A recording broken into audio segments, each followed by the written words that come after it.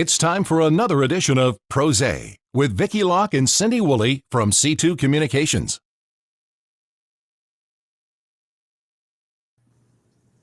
It's happy hour and time for PRose. Just a couple of PR chicks dishing and drinking with some of our favorite authors today. And my choice, by the way, Cindy, is J Vineyard Brut Rosé. It's sparkling, it's delicious. I've got it in my Yeti wine glass, so it's ice cold. And what are you drinking? Well, first of all, I'm admiring your Yeti glass because that's a perfect summer and pool. And I just love my Yeti that keeps everything super hot and toasty when I'm drinking coffee. But today I am hydrating with plain old H2O. So cheers to health and my second shot of the COVID vaccine. Oh, you're waxed and waxed. All right. Oh my goodness. Yeah, it's just a little like under the weather, but thank goodness I'm grateful to not be sick or not be having COVID, and right. The country's on the right direction. So cheers to our health. And to get it done now before you head up to New York. Yes, we're so excited. Bridget and I are planning to go to New York on Friday. So next week I'll be broadcasting with you live from New York. Live from New York. So What are you going to be doing? You know, we'll be up there the whole month, and Bridget's a dancer, so she'll be doing some dance intensives. And then we're scouting some of the unusual behind the scenes stuff that you don't really see on all of the pamphlets. I just happened to find out that the Ghostbusters fire station is real.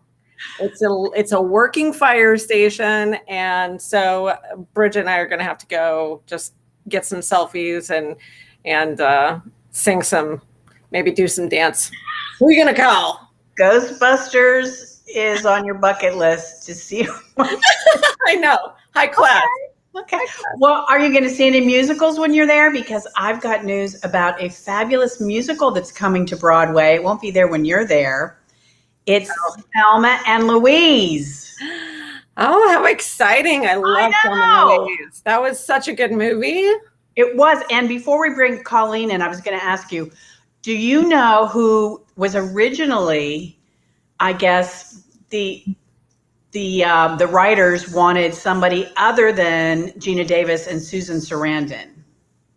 Who do you think it was? You know, the spunkiest lady that I think would be so great, and that is actually Dolly Parton. No. It was offered to Michelle Pfeiffer and Jodie Foster, and they were all set to do it, but Michelle Pfeiffer decided to do Love Field instead. And Jodie Foster, can you guess the film she decided to do instead? Academy Award winner. A nice Chianti.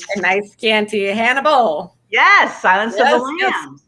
Oh, and also Brad Pitt, that role, which kind of catapulted him into superstardom, that was originally offered to Billy Baldwin. And George Clooney auditioned for it, but I hear he totally bombed. So there you go. Goodness. Well, there you go. Now I know. Now you know. And we'll talk a little bit more about movies and books with one of our favorite authors. We want to welcome to PRose. Joining us is a USA Today best-selling author. She's got fabulous books out that I know all of you have read. Close Enough to Touch, Before I Go, You Were There Too. And her latest, which critics are calling a must-read for 2021, The Invisible Husband of Frick Island. Here she is. It's Colleen Oakley. Hi. Hey, thank you for having me. Cheers. Cheers. What are you drinking? A rosé. I don't remember the name of it, or I can't pronounce it. It's like Le Petit Foulier or something. You know, my French is clearly not good, but this is good. Good. So do you write a lot and drink a lot at the same time, or is that kind of not? Yes. Absolutely. Yeah. So do you find it, because we had Mary Kay Andrews was our first guest on Prose, and she said absolutely not. She can't really drink until when she's in writing mode. Yeah. Afterwards, of course. I think with the Ernest Hemingway that says, write drunk, edit sober. I think that's great advice. Absolutely. And you heard us talking about movies. I've heard several of your books have been commissioned. Is that true? I've had two optioned for movies, nothing made yet. You know, Hollywood is just a whole different beast. So I keep crossing my fingers, hoping that the wheels keep turning and these make it to the screen. But yeah, 2 are currently being worked on to hopefully become movies or television shows. So we'll see. Fingers crossed. Fingers crossed. I know you say, I read in an interview, I think with you, that Lars and the Real Girl is one of your favorite movies. Is that correct? Absolutely. And is that it? Yeah. Yeah. Was that any inspiration for your new book? Yeah, definitely. So The Invisible Husband of Frick Island, you know, is about an entire small town that goes along with the delusion of a young widow in that town that believes that her dead husband is alive and beside her, you know, every day. And she talks to him. The entire town interacts with him, even though he's not actually there. And Lars and the Real Girl, you know, really inspired that, because if you've not seen it, it's about a young man who has a blow-up sex doll for a girlfriend, which is ridiculous. And it's so funny, but Ryan Gosling does such a great job. Does an amazing job. And you just feel things. It's so endearing and charming. And the way the entire town starts to embrace this blow-up sex doll as a real person. It's just, I mean, there's no greater love to me. I mean, it's such a love of a community and faith in people and gives you hope. And that's really what I wanted to do with this book, that same feeling. Oh gosh, I think we need more of that feeling, right? As we're coming out of COVID and we've all separated, and we just need something that brings us back together. For sure. For sure. I hope this book does that for people. Did you write it during COVID? I was really lucky because I had finished the draft of this book, and then finished edits in March of 2020. So right before COVID, the big COVID shutdown, which is a real big blessing because I have 4 children. And so I had to shift into homeschool teacher mode, which is not a good mode for me, but I had to figure that out. And there was absolutely no time to work on writing or editing or anything else. Well, you should have assigned that as homework, right? Right? What are your thoughts here? Sure, yeah. So who do you think would be a good actor to play in your movie? I generally don't know the answer to this question, but for this book, I actually do. Have you guys ever seen the Santa Clarita Diet? It was a very campy, it might still be on, it was a very campy vampire show starring Drew Barrymore, I think on Netflix. And there's this actor who plays the next door neighbor, this charming, adorable, like boy next door named Skylar Gisondo. And when I saw him on the screen, I immediately knew that he would be Anders in this. Really? Oh, absolutely. Like it was just, you know, like when the record stops and you're like, oh, I just immediately knew. He's adorable. He's so darling. So what if Hollywood says, no, we want somebody else? I mean, I think I'm going to have to write it into the contract or something. I messaged him on Instagram. Like this is how serious I was. I messaged him on Instagram thinking, I mean, I probably had been drinking, but thinking that of course he would not respond. He probably gets messages like from crazy people all the time. And he responded and was so genuinely sweet and asked for a copy of the book. So I sent it to him, and I don't know if he's read it yet. Maybe I'll reach out in another month or 2. I don't want to be completely stalker harassing crazy, but yeah, so it was really exciting. That's awesome. We've got a female lead. I don't know. There's a couple. If you could just have anybody. Yeah. I mean, there's a couple actresses that are a little less well known. There's one named, I think her name's Taylor Adams. I'd have to look it up. But they have kind of the look that I think of Piper, you know, like with the crazy ringlets and the really big eyes and just very sweet and innocent looking. But yeah, I don't know. If I have Skylar, I don't care who else is in it. And The Rock makes a cameo in the book, so he has to be in it too. Absolutely. Oh my gosh. And then Have you talked to him? Friend. No, I have not talked to him. But I have no doubt that, you know, one day he'll be coming over to my house for Thanksgiving and we'll just be fast friends. Now, a lot of people say they think that you're obsessed with death. Are you? My best friend would tell you I was. I don't know that I am more than the regular person. Like, doesn't everybody kind of think about it and wonder what happens? You know, my kids ask about it a lot. They want to know exactly what's going to happen. And so I do think about it a lot, but I think in my books, I really explore the idea that death is what gives life meaning.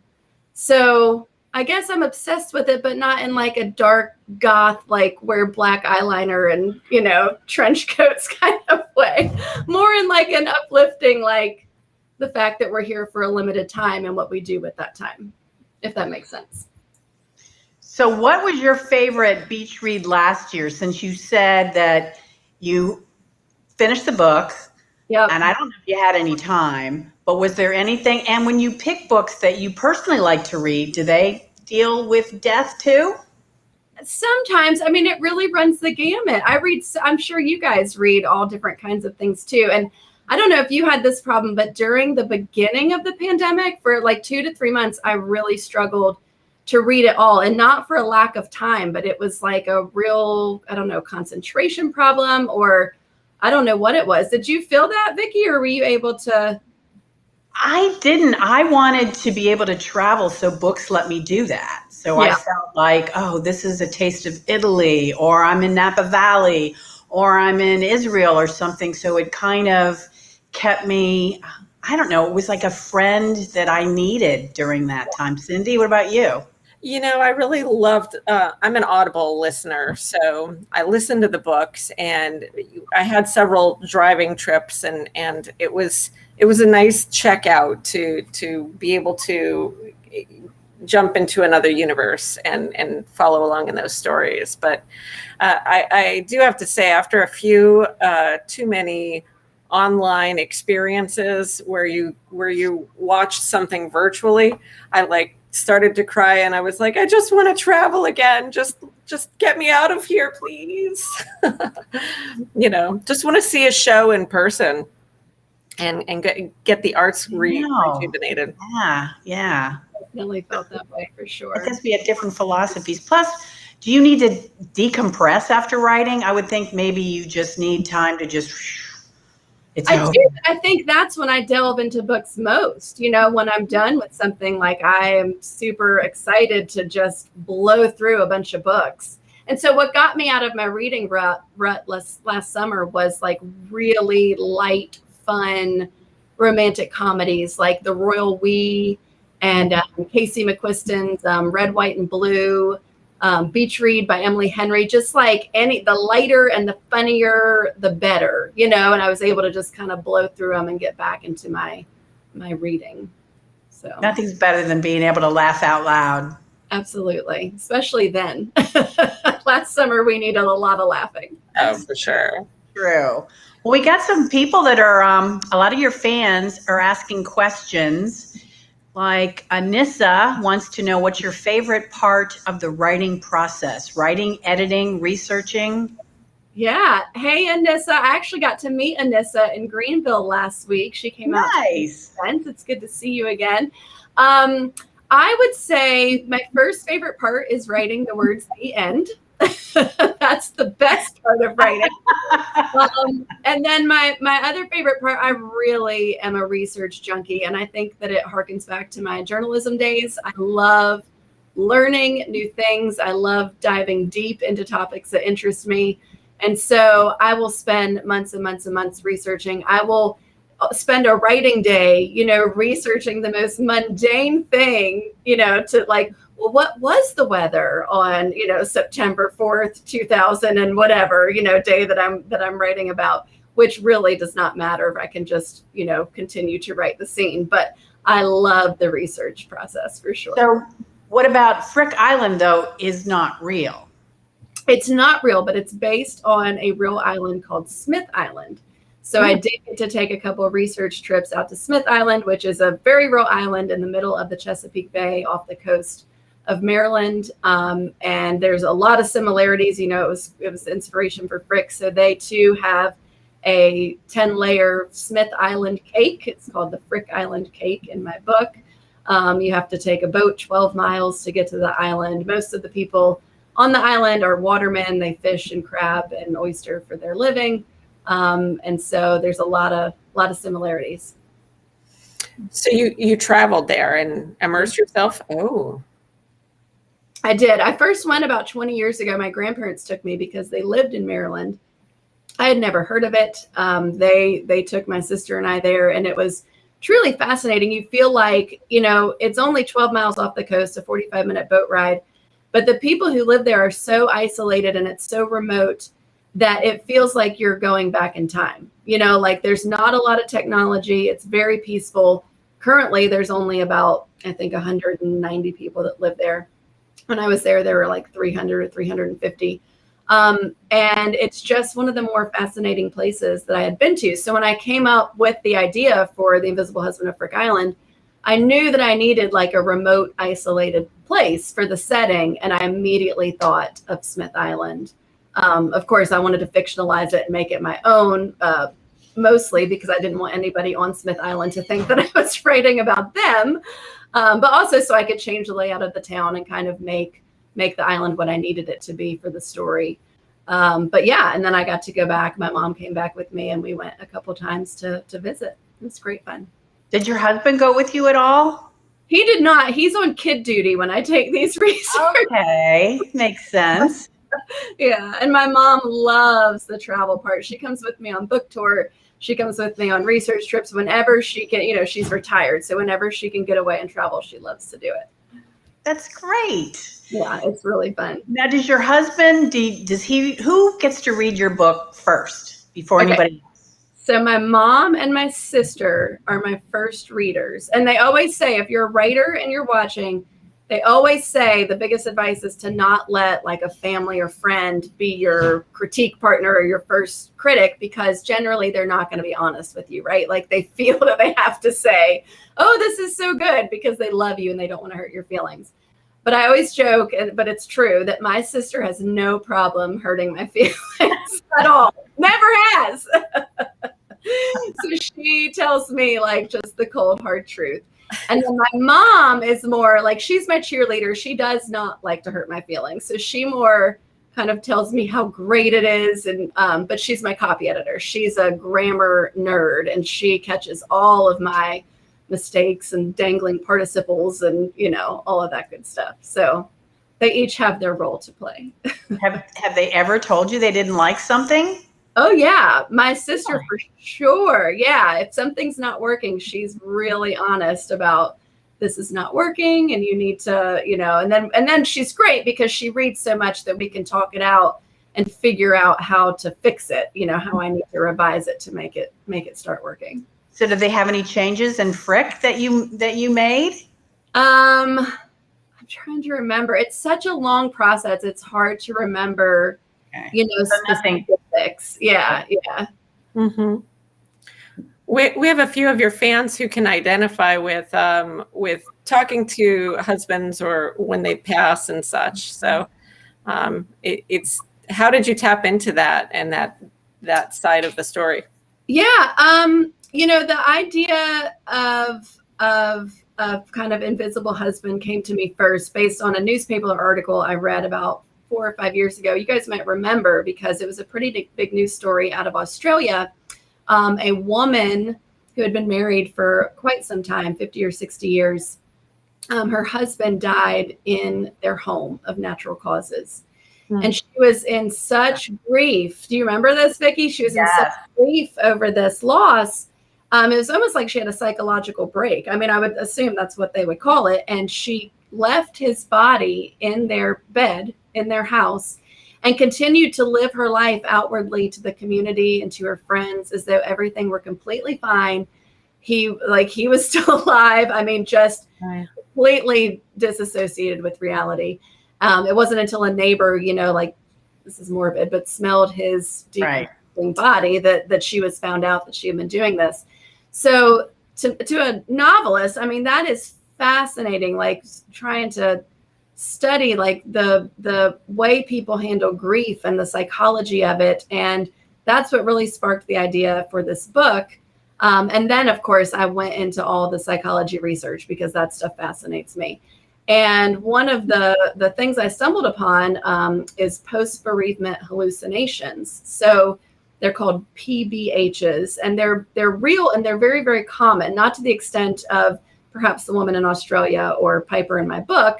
But when somebody that you love and that you're very close to dies, like 60 to 70% of people, kind of left behind have these PBHs where they maybe, glance at a chair and see their loved one there, maybe hear a voice, maybe smells are very, very common, to smell the person's perfume or something that they typically cooked or what their house smelled like. And so it's a really, really common phenomenon. And I thought that was fascinating too. But I don't think your book was really about this loss so much as the community rallying around her, right? And the inspiration of coming back together.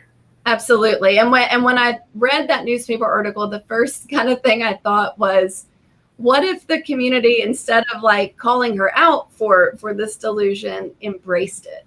Like what if they just started to go along with it? And that's what really was the genesis of the idea, because I had this scene perfectly in my head that came to me of, Piper walking her invisible husband down the street, talking to him and whatnot, and all like different townspeople waving, hey, Tom, just talking to this invisible man.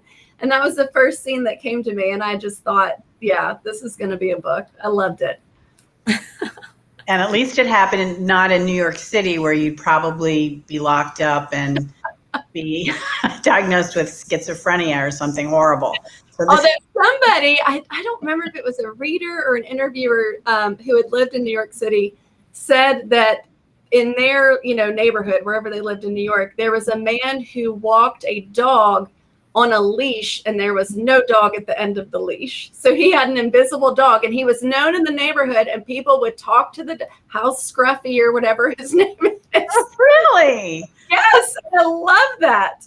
It's so sweet. Mm-hmm. But why didn't he just get another dog? I don't know. Maybe he was too. That's easier than getting another husband, I would say. That's true.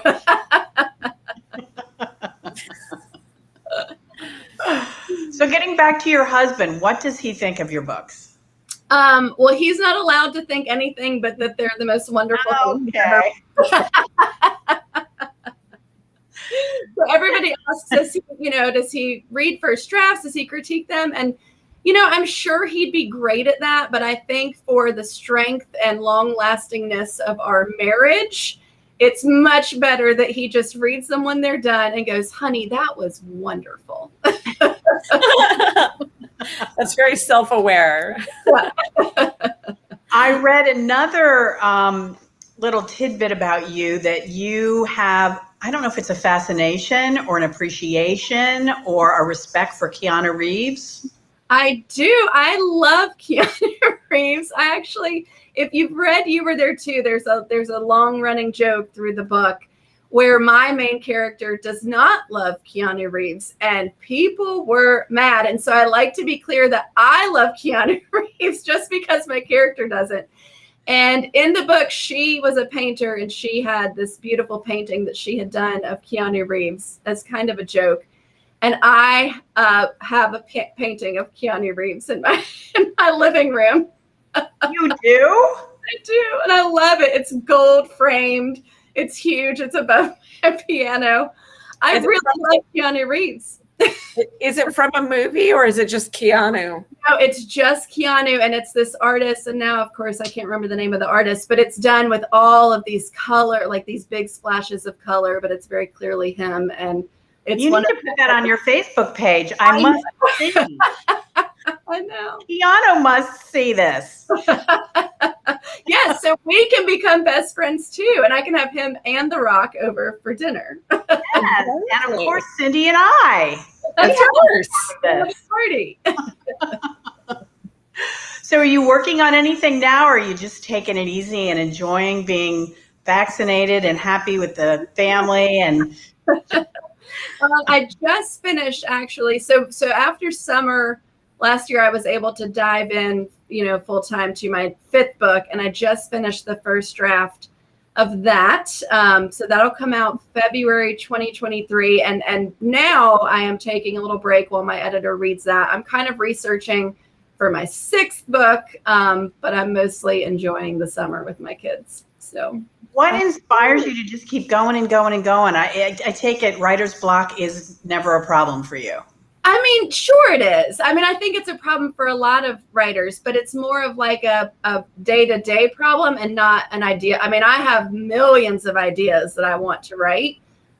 So it's more of like the day-to-day, many days sitting in the front of the computer in front of a blank screen and, trying to overcome that kind of writer's block. But idea writer's block, I never have. How do you preserve the ideas and come back to them? A lot of people ask me that, like if I write them down and that kind of thing. And I do. I have a Word document where I write them down. But for the ideas that become novels, I don't even have to write them down, because once an idea gets stuck in my head, like the woman in Australia, that spark of an idea that just kind of continues to snowball into a real book, I can't stop thinking about it. So I don't even have to write those down, because it just kind of consumes my waking thoughts. And that's how I know that that's going to be my next book, because I just can't stop thinking about it. Can you give us any titles, or is it all hush hush? Yeah, so I'd love to tell you a little bit about my 5th book. So it's called The Mostly True Story of Tanner and Louise. And it's actually so funny that you talked about Thelma and Louise at the beginning of this, because that is it's like an homage to Thelma and Louise. That's one of the inspirations for this book. But it's about an 84-year-old woman named Louise, who's a suspected international jewelry thief. And Tanner is a 21-year-old college dropout who is a caretaker for Louise, even though she'd rather be doing anything else than caring for this 84-year-old woman. And they end up on the lam from the police. So it's kind of a road trip book, a la Thelma and Louise. And Tanner is really just trying to figure out who Louise actually is. So what inspired that? What made you think of that? Yeah, so this is probably my most personal book to date, because my grandmother, who I was really, really close to, she died last February, right before the pandemic started. The last 3 to 4 years of her life, she had late stage Parkinson's. And so the medications that she was taking made her, I don't know if you've ever known anybody with Parkinson's, but they made her hallucinate and really believe some really wild things. So, when we would all go visit her and talk to her, and even talking to her on the phone, she would say really bizarre things like, "Did you remember to write that $5,000 check to cover my gambling debts?" Or like when my aunt walked in one day to her nursing home, she said, "Wendy, how did you get out of jail?" And I said, I don't know. I guess I just did. And she goes, "No, you're supposed to be in there for murdering that man." No, it's hilarious. And my grandmother, who had the greatest sense of humor, I mean, we all died laughing, because she would have found it so funny if she had been, in her right mind. So I have, so many of those stories. And I really started to think, what if, because you never know, what is going on in the mind of somebody with Parkinson's and somebody who's having hallucinations. And I thought, what if she had all of these deep, dark secrets, and some of these things were true, and they were just starting to come out, because she was just kind of getting loose lips in her older age. And so that's what sparked the idea. What if there was this 84-year-old woman who had this kind of crazy past, and it started to catch up with her in her old age. She would love that. Your grandmother would love that. I know. I mean, it was really cathartic to write because I felt like, the main character is not my grandmother, but I gave her quite a few of my grandmother's characteristics. And so in my grieving process, it felt like I was spending time with her, and it was so cathartic and therapeutic. And I just, like I said, this book is so personal and so close to my heart. And it was so, so fun to write too, because I could, my grandmother would have loved a lot of the scenes and be dying laughing at them. Do you ever get, there's a runner's high, which I've never experienced because I'm not really a runner, but there's such thing as a writer's high. Do you ever get in a zone? Because it just, you could just hear the passion in what you were talking about in this book. Do you ever get in a zone where you're writing and you've got an idea and everything just seems to be going perfectly in the process? I do. And generally it's the beginning, because I've thought about the book so much and I know who the characters are, that I can write like that first 10 or 15,000 words so quickly. And then the same with the ending, because I've spent so much time with all these characters building up to where it's going, that I can usually write like the last 5 or 6 chapters very quickly. The middle, I have never once gotten a writer's high at all. It takes me so long to figure out the middle of every book. But yeah, those are good writing days when you feel that way. Fantastic. Well, will you come back and talk to us when the new book comes out? I would be thrilled to come back and talk to you. So great. We would love to hear that and more stories, because I was going to ask you about your chickens and your guinea pigs and the other animals you've got. So you've got a husband, 4 kids, sounds like a mini farm, and you're a writer. Yeah, so we just keep adding to it. It was great having you on the show. Cindy, any last thoughts? I just thank you so much. You're so inspiring. I love the book, and thank you for joining us. Thank you guys both so much. This was very fun. Cheers. Cheers to Prose. Cheers to you. Cheers. We'll see you next week, 4:30 every Tuesday for Prose. Thanks, Colleen. Thank you guys so much. Join us next week for another edition of Prose with Vicki Locke and Cindy Woolley from C2 Communications.